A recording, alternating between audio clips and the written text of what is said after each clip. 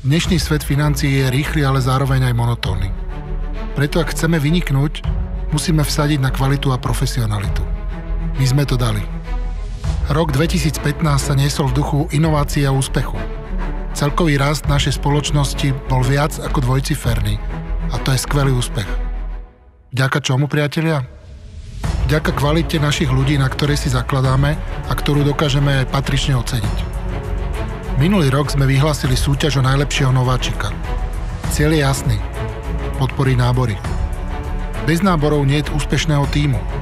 A ja tých najusilovnejších veľmi rád odmeňujem, o čom svedčí aj nová definitíva, kde sprostredkovatelia smerujú na vrchol a v žiadnom prípade nemôžu klesnúť. Rozširujeme kapacity motivačných ciest. Organizujeme odborné konferencie a kongresy, ktorých formáty sa snažíme neustále vylepšovať a inovovať. Športový deň sa stal už obľúbenou tradíciou. Staráme sa o vás vo všetkých smeroch. Online je kľúčovým nástrojom moderného podnikania a nové aktivity v online poistení ako platforma superpoistenia sú len začiatkom. Samozrejme, kvalitné procesy si vyžadujú kvalitnú prípravu. Rozbehli sme proces ucelenej digitalizácie s novým profi tímom a tvrdo vybojovaným a schváleným rozpočtom.